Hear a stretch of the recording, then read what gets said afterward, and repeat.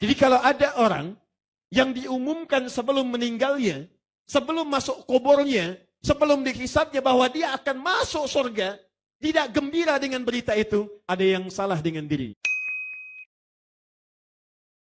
Baik Bapak Ibu sekalian, saya ingin menyambungkan dulu semangat dari Pak Bupati tadi. Beliau berdoa kepada Allah supaya kita bisa ke surga. Saya mau tanya sebentar, siapa yang mau masuk surga boleh angkat tangannya? Masya Allah, luar biasa. Boleh turunkan lagi. Sekarang siapa yang tidak punya dosa boleh angkat tangan. Tidak ada yang angkat. Baik, yang dosanya sedikit boleh angkat tangan.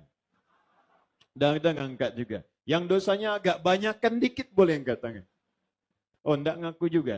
Yang banyak dosanya angkat tangan. Masya Allah. Ini terjadi satu keanehan, Pak. Ada orang ngaku banyak dosanya, tapi ingin ke surga. Baik, saya ulang. Yang ingin ke surga angkat tangan. Masya Allah. Yang surganya ingin Firdaus angkat tangan. Luar biasa. Yang di Firdausnya ingin bersama Nabi angkat tangan. Nah, ini lebih aneh lagi. Ingin ke surga, surganya Firdaus bersama Nabi. Tapi ngaku banyak dosa. Nah, sekarang kita akan lihat bagaimana caranya bila kita merasa amalnya masih kurang, dosa masih banyak, punya keinginan tinggi, modal hampir tidak ada, keuntungan pengen banyak. Bagaimana caranya untuk mendapatkan semua itu? Itu yang coba kita turunkan, termasuk dengan persiapan Ramadan insya Allah. Baik, kita ambil rumusnya dulu ya, pelan-pelan. Barangkali nanti dengan bahasan kita, itu lebih banyak nanti akan membahas turunan ayat Al-Quran dengan hadis. Ini Rembang, Pak Bupati ini kita bersyukur ini. Di Rembang itu ada manusia Quran yang tidak banyak dikenal orang. Itu kalau Bapak Ibu tanya tentang fikih-fikih dalam Quran, itu beliau luar biasa itu. Namanya Gus Baha. Gus Baha. Kapan-kapan kalau ada pengajiannya, hadiri pengajian beliau, itu diantara orang yang sangat mengerti Al-Quran. Kalau ingin lebih dalam lagi, sampai ke kata sekian, diulang sekian, maknanya sekian, makna gaibnya itu ambil pengajiannya Gus Qayyum. Itu pun ada turunan-turunan kitabnya. Kalau saya ingin mengambil yang dasar-dasar saja, kita keluarkan beberapa turunan ayatnya, kita lengkapi dengan keterangan hadisnya. Kita mulai dengan Quran surah kedua, ayat ke-25, paling kanan sebelah atas. Sebentar, supaya tidak lupa saya tuliskan di sini ya, karena nanti ada yang bergabung juga dengan kita dari Akhir TV. Nah, ini kadang-kadang sampai siaran kita sekarang sampai ke Amerika, ada yang ke Saudi dengan beberapa turunan yang lain. Jadi untuk memudahkan, saya coba tuliskan sejenak. Ibu kelihatan Bu ini? Oh kelihatan luar biasa. Belum saya tulis, sudah kelihatan. Cuma di Rembang Pak Bupati, belum ditulis sudah kelihatan tuh. Yang lainnya agak beda. Baik, ahli surga Firdaus, belum ditulis sudah kelihatan. Saya coba tuliskan dulu ya. Bapak kelihatan di samping? Ya, memang tidak Pak, dari sana mustahil kelihatan ya. Bismillah, 1. Nanti saya sebutkan supaya terdengar jelas. Quran surah kedua Al-Baqarah ayat 25. Paling kanan sebelah atas. Nah ini rumus untuk masuk surga. Karena masuk surga tidak cukup dengan amin. Tadi amin sudah banyak kita sampaikan. Hati-hati. Ada rumus di Quran, Anda banyak berdoa, tapi tidak paham rumusnya, sulit meniti titian surga yang kita cita-citakan. Bahkan yang paling menarik, saat ayat ini diturunkan, kalimatnya dibuka dengan berita gembira.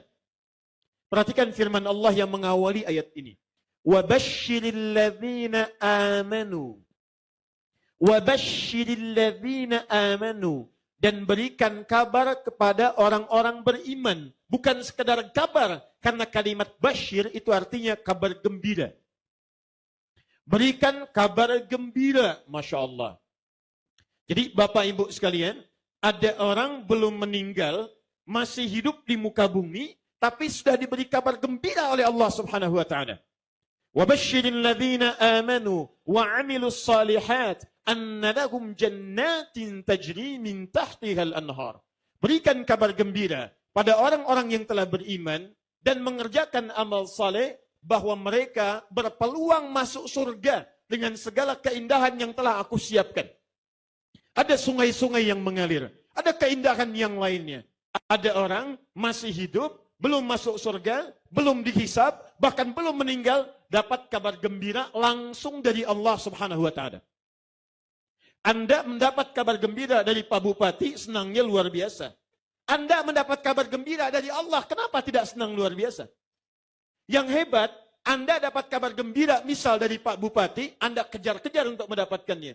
Kenapa saat mendapat kabar gembira dari Allah tidak Anda buru kalimat itu? Contoh, Pak Bupati insya Allah akan memberikan hadiah bagi orang yang duluan ke masjid dekat alun-alun untuk menunaikan sholat zuhur. Zuhur jam berapa sekarang? 11.14, 11.36, 11.24. Terjadi perbedaan pendapat tentang waktu sholat zuhur. Cuma di Kota Rembang ada beda pendapat nih. Baik, 11.36. Siapa yang datang 20 menit sebelum adzan di masjid dekat alun-alun, masing-masing dapat amplop Rp250.000.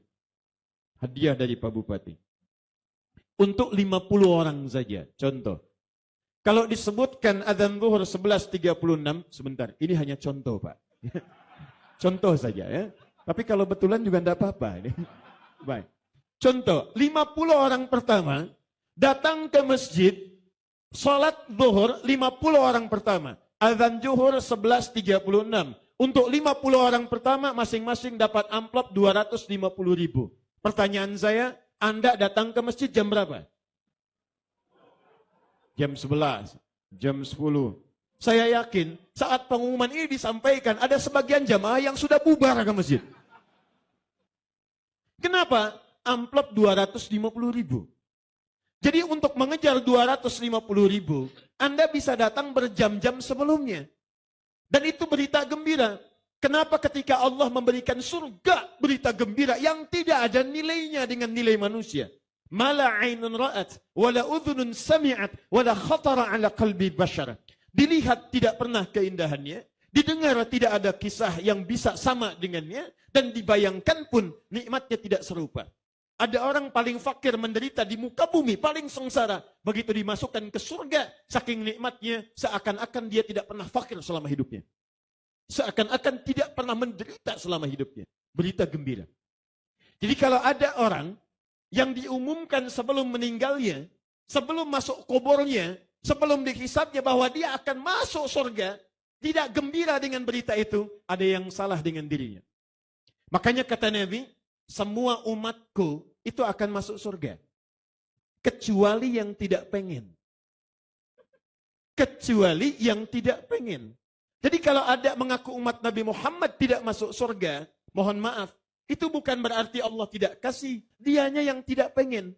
Toh sebelum meninggal, Allah sudah berikan, saya kasih kabar gembira, kamu bisa masuk surga. Jadi kalau dia tidak masuk, dianya yang tidak pengen, bukan Allah tidak berikan. Sekarang kalau Anda tanyakan, ya Allah, saya ingin masuk surga, bagaimana caranya? Maka teruskan ayatnya, dan ini nanti akan terhubung erat dengan ibadah Ramadan yang beberapa pekan ke depan kita akan hadiri itu.